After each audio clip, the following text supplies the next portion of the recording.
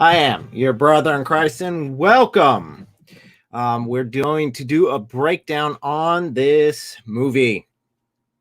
So I'm planning on doing a really easy breakdown for you guys. I'll break this up into two major sections. This first section will be no spoilers in it, just overview of what to expect with the movie, just in case you guys want to go see it and you don't want any spoilers. The second half will be spoiler warning. You'll be quite thoroughly spoiled.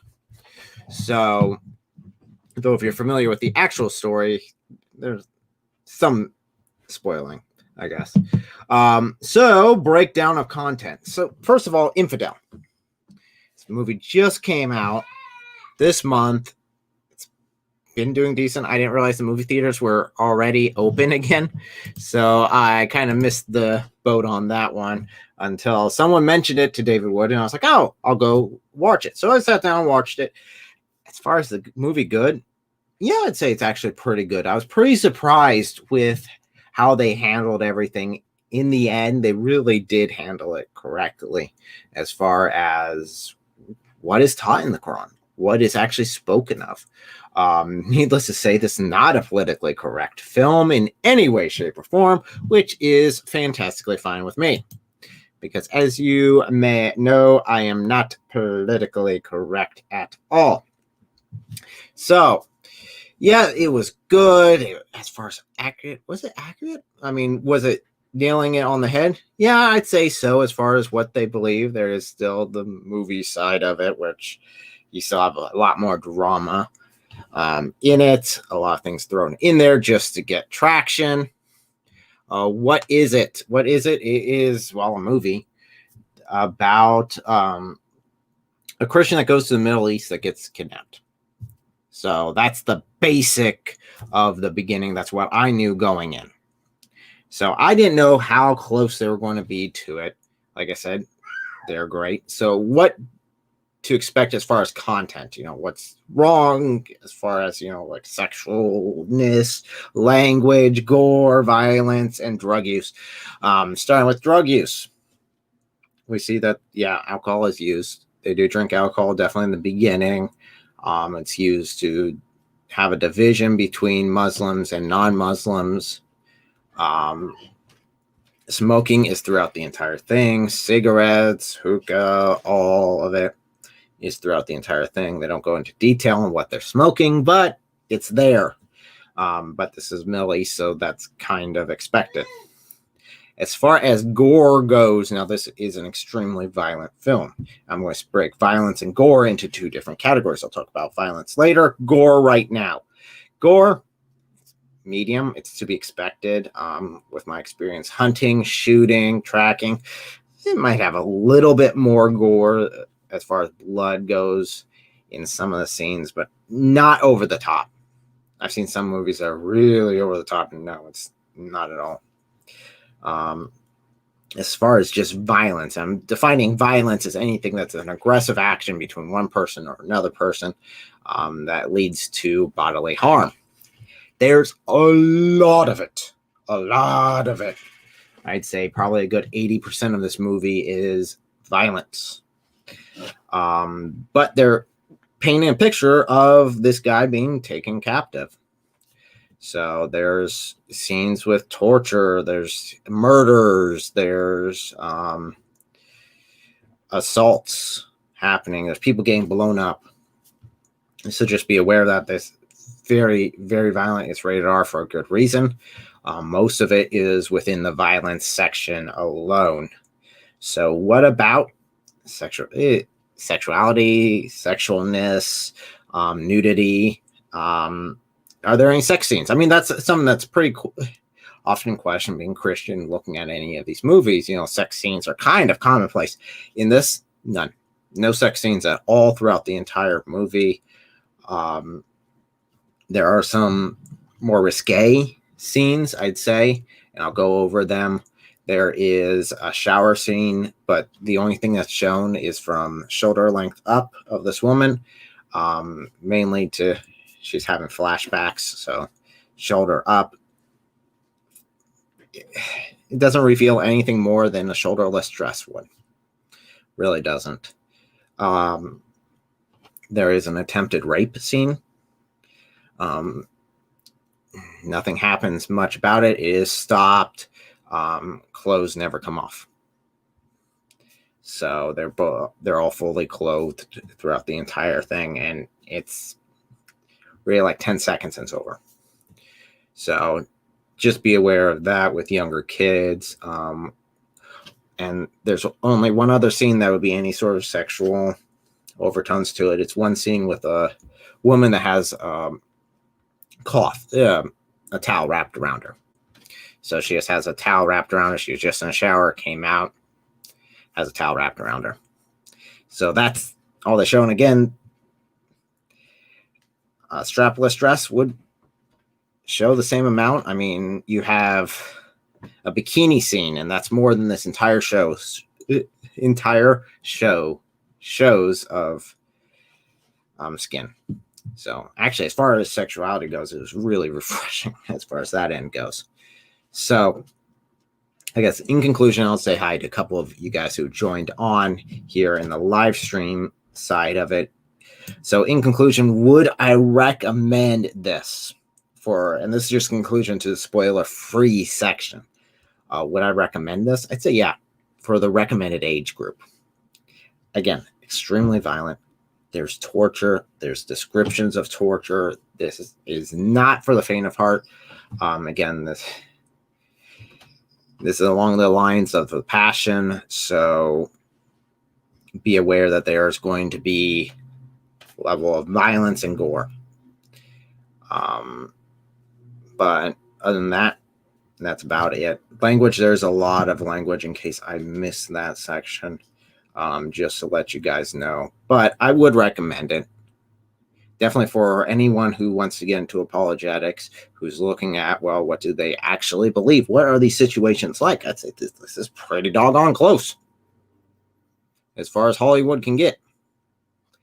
So, okay. So I see one in the comment section here. Hey, DeCobra, welcome. Yes, what it is. It's about a movie. And then how am I? I'm doing pretty good now that we've got this done. I do have an update for you guys afterwards, a couple new projects that I'll be working on that I think will be rather interesting in the coming weeks. A lot more content. It's kind of scary on my end, but it is what it is. Let's do this thing. Okay, so now that we've got the spoiler-free section done, everyone, spoiler alert for anyone that's still left. Let me do that one more time. Spoilers. I'll put this up in this corner. There you go, right there. Spoiler alert for anyone who is joining after this point, because I'm going to go and tear some things apart. I'm not going to go terribly deep into it. I still want you guys to see the movie. So, but I'm going to be looking at some of the aspects that they put forth in the movie, where those actually come from, where the sources are for those, and why they were right. So without further ado, let's dive on into this. So starting off the movie, you start off with a public execution on the main character. Oh boy, that's a place to start. It's one of these normal storytelling where it's like, this is how we got here. And then it goes ahead and rewinds and backs up. So they have they're demanding that he converts to Islam under the threat of damnation because he's going to get executed one way or the other. That doesn't determine it. I thought at this point it kind of did. Like, if he converted to Islam, does he get off and not get shot? Or no, it's just they're saying you can go to heaven if you just convert. Just convert. That way you are assured heaven. And I'm like, you don't know your Quran very well. You get a coin flip, man. You get a coin flip unless you're dying for Allah's cause. So it goes ahead and rewinds back. We follow the main character on his way to a graduation party for his friend's daughter. His friend's Muslim, his daughter's a Muslim. So they show up at the party. people are drinking. This is where the alcohol comes in. It's the only alcohol scene, I think, in the entire movie, because everything else is extremely fast-paced after this point. I think this was like the slowest part of the movie. Then it's like boom, boom, boom, boom, boom, boom, boom. Hurry up. It's a really high-paced movie. You got to pay attention to the details. So they show up at this party. They come in. The main character's friend, that is Muslim, immediately calls the main character his infidel friend. His infidel friend. And that makes the hair stand up on the back of my neck right there when I hear that. Because I know the Quran. And I know what it says in Quran 5:51. It says, "O ye who believe, take not the Jews and the Christians for your friends and protectors. They are but friends and protectors of each other. And he amongst you that turns to them for friendship is of them. Verily, Allah guideth not a people unjust." That is again Quran 5, verse 51. So no, that is not the only way that he would be able to call him a friend, according to Sharia law, according to Islamic teachings, would be he's already practicing taqiyya, which is lying in such a way that makes Islam look better. So now I didn't know at this point how they're going to take it. So I didn't know if they're going to try to paint him as like the perfect Muslim. This is what Muslims should be. And then later we're going to see extremist Muslims, which again, I have a problem with the whole term extremist Muslim, because those are actually Muslims. The only ones that are not following the Quran are the ones that are peaceful. So, although I work much better with the ones that are peaceful, obviously. So I prefer not to get my head cut off. And yes, I have my lovely mug. Fantastic. To join me on this one. So, as this continues, as the party continues, you start seeing the guest of honor, a young Muslim woman, looks like she's about 18. She's dancing. She has a boyfriend that her father doesn't agree with. Kind of the main character doesn't agree because he's not a nice person. Let's just say that. He's not a nice person. He's very rude. But she's dancing, which again, if you see my Sharia law videos, that's a violation. Definitely, she's dancing to Western music, which is a violation, again. And she's not wearing a veil, which is, again, a violation. So we're like in this, and the guy's calling friend, and I'm looking at this like, look over my wife, say, they violated Sharia law 4 times so far, and we're not even 5 minutes into this video. So either they are really doing this whole taqiyya thing and lying, or this movie is going to be one that holds Muslims up as being these outstanding persons, and the only ones that do killing or beheadings are ones who are misinterpreting what Muhammad is saying. You need to say, it's not the case. So later that night, they leave the party. Everything's fine. Leave the party. The main character's wife gets called by the Muslim woman who is the wife of the friend. She's very, very concerned about her daughter who has gone missing. She alleges that her daughter has gone missing right after the party. She went out with her boyfriend and have not come back, which again is a violation. Because under Sharia law, you have to go with a male adult that has power over you, basically, for a woman to go out. And it's very inappropriate for a woman to go out with a guy. You find out throughout this that she's not actually missing. The father has her tied up in the basement and he kills her. This is the first instance where I really, in this movie, thought, okay, crap's going to get serious. We have an honor killing right here. And if you know the Quran, have you read the Quran and the Hadith, you know that over and over and over again, Muhammad would have people killed that would disgrace him. In fact, if we look at Sharia law, we find in Sharia law that the following are not subject to retaliation: a father or mother, or a father or their father or mother, so grandparents or parents, for killing their offspring or their offspring's offspring. So parents can kill the kids. And upon honor killings, that is allowed and permitted under Sharia law, because you're bringing disgrace to the family. So either your parents or your grandparents can kill you, and there's nothing the law will do about it. So, but the main character shows up at his friend's house. The police are there. He goes and looks through, sees what's going on. They show him the basement, and this guy is a terrorist who has pictures up. He has Islamic flags up. He's going full Sharia, going, pictures of him with bazookas, with guns, kill the infidel, terrorists, recruitment tapes. He's got tapes of beheadings. So at this point, I was like, yeah, they're right. He's practicing to kill. Okay. So his friend was the one that was trying to convince him that the main character is a blogger who talks on forums and writes a blog that a lot of people follow. So that's why what the main character's thing is. And his friend basically convinced his friend, who is obviously a terrorist, convinced him that he should go to Cairo and talk, and all of the Muslims are the same. They're all kumbaya. This would be just great. You go there, everyone can hold hands and just agree. Very westernized view of Islam. Very, very westernized view of Islam.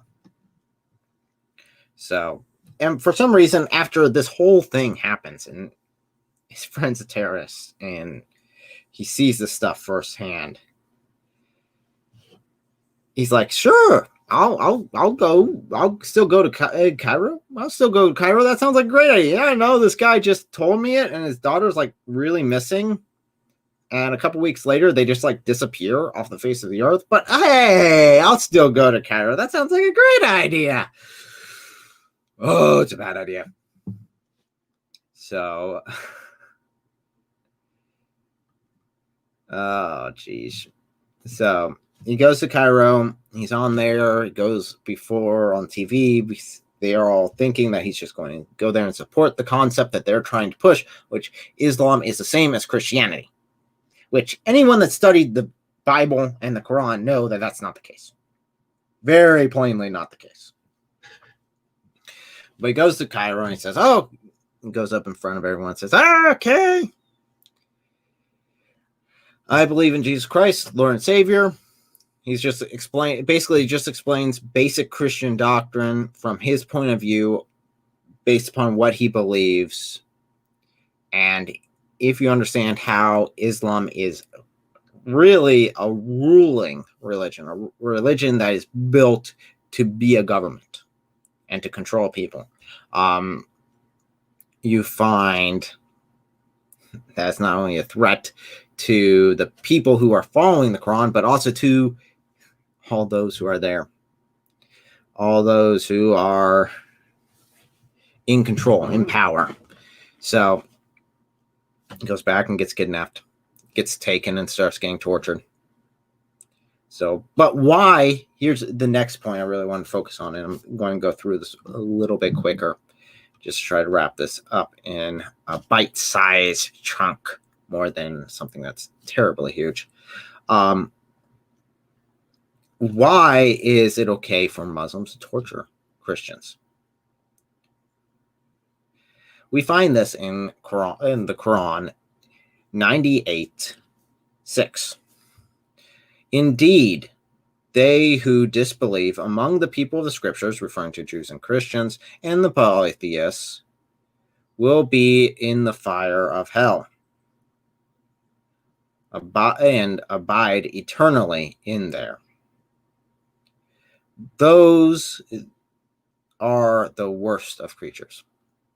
So the lowest thing in creation are Christian, Jews, and polytheists.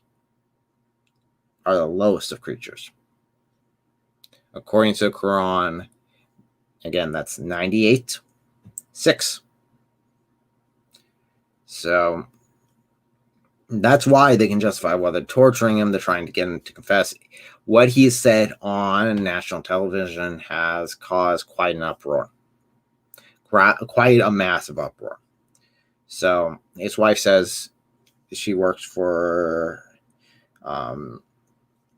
the government. I think it's the FBI. She said they don't seem to be doing anything, so she just packs up, takes off, flies out to Cairo after receiving a message from him, and decides, I'm going to find him all by myself. Yay, woman power. Let's go find him all by myself, except they don't respect women there at all. So she decides, I'm going to go do that. I'm going to go take care of it. I'm going to just walk around the city and find him all by myself. And this is the last major thing I wanted to focus on, because the rest is just falling action, mostly based on the verses I've already mentioned. During this, she goes through an attempted rape. They try to rape her. And the question is, does the Quran support rape? We find this again in Quran 4:24. And also prohibited to you are all married women except those your right hand possesses. And this is the declaration of Allah upon you. So don't have sex with married women except for those your right hand possesses. Now, what does that mean? What does right hand possess? That context is where it's really at. We do find this in the hadiths.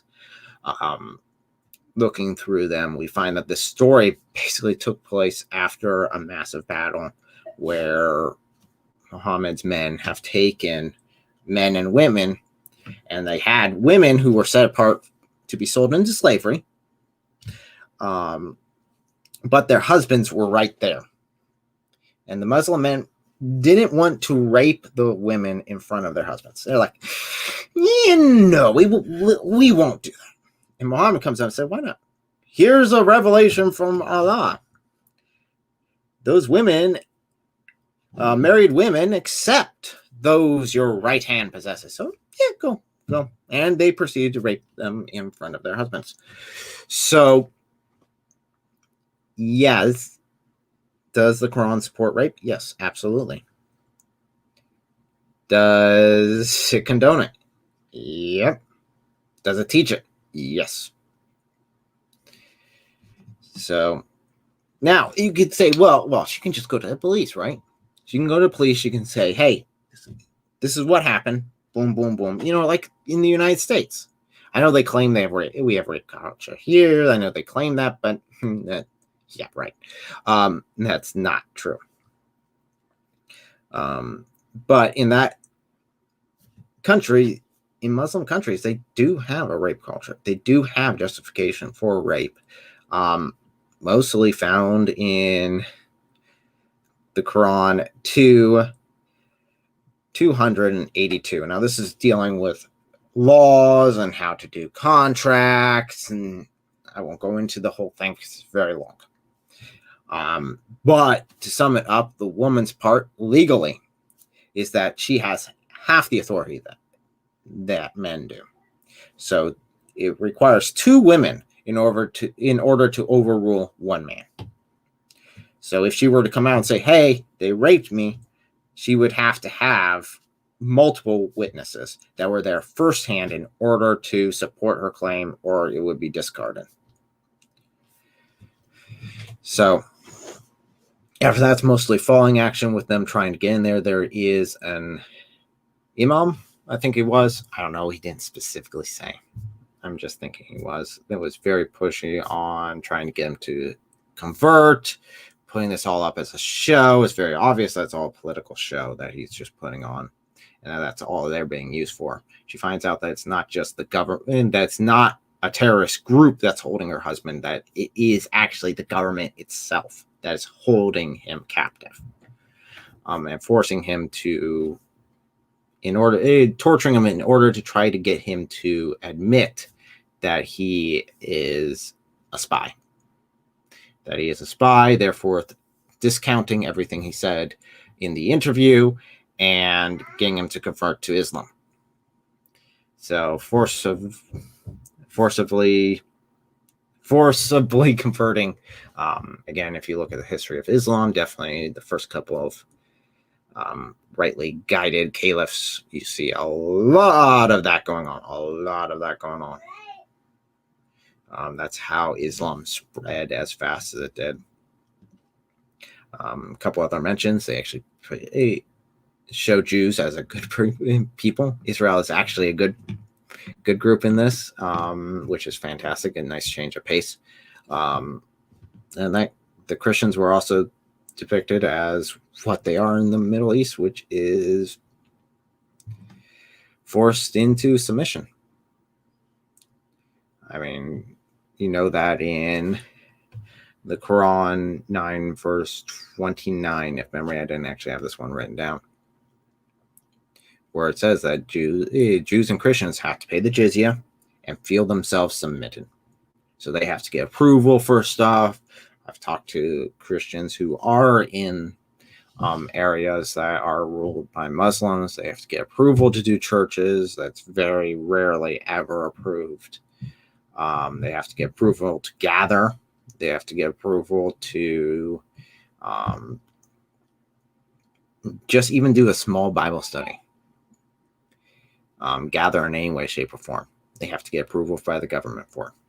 And the stuff, it really paints a big picture between Sharia law nations and the nation of freedom that we share here in the United States. Hey, Brad's online. My father-in-law jumped on. Okay, so I will go ahead and switch over after this. That's the end. What I have for this movie. Again, I'd highly recommend it for anyone that wants to see this. It's a good movie, just a standalone by itself. It's very nice that they actually get it accurate. It's very enjoyable to go and watch with my wife. So let's go over. I got a few announcements for you guys in the live stream. So let me get rid of these annoying things. So get rid of that. There we go. Okay. Now that was not very much. Might as well do Q&A as well if anyone's got any questions or statements to throw down on there as I'm giving the announcements of what is upcoming for the channel, actually. So that's the wrong one. There's the banner. Okay. Fantastic. Some of the things that are coming up in the future.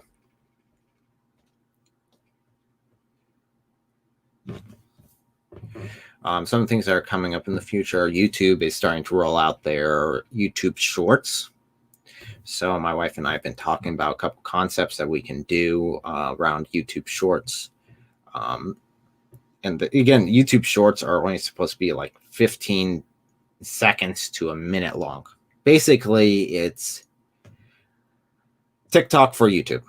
That's what they want. They want to cash in on TikTok being banned in the United States. They want to cash in on that. So they're going to try to push this. I don't know if it's even worth doing. I mean, you have to have vertical videos. There's a bunch of requirements with it in order to meet. I'm looking at maybe doing maybe one a day for a bit, just to see how it goes, test the waters with it, see if it's going to be anything worthwhile. Again, so you guys will see a whole bunch of little short clips from me. Mostly the way I'm going to be handling it is I'm going to be addressing simple questions, like top 20 questions asked to Christians, top 20 questions Muslims have about Christians, top 20 questions about Islam, all these things I plan on just going through and doing a bunch of little video series from anywhere from 15 seconds to a minute long, just about that one question. So I have to be quick. I have to be fast. This is definitely not my normal format, but I'll give it a shot. It really does sound like a good idea, and I would like to give it a try, mainly because YouTube's going to be pushing this like I'll get out everywhere. So anything with that, they want to push it to places.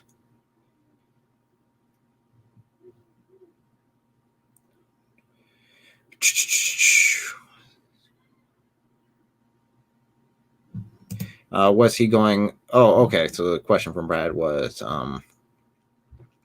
no, he definitely was not. He was going there with the concept that Muslims would accept him, that he would go there and preach as well, just talk about Christianity and Islam being Abrahamic religions, and that we should all come together against atheism, basically. That didn't work so well for him. He found out quite quickly how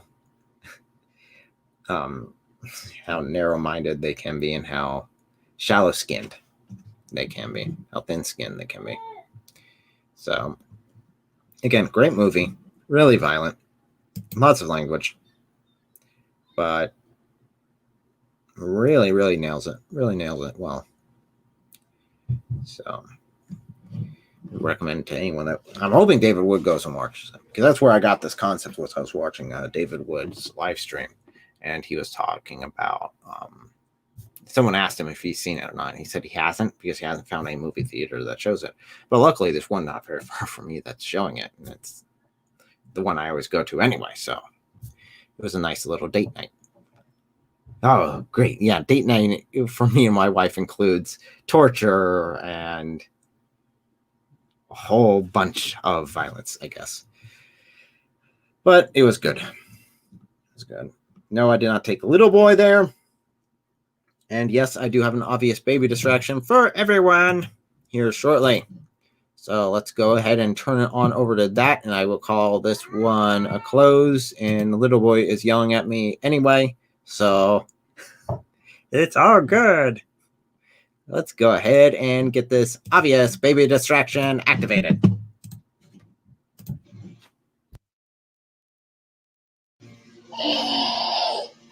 Yeah? Is it going around and around? High five! Daddy tickle you!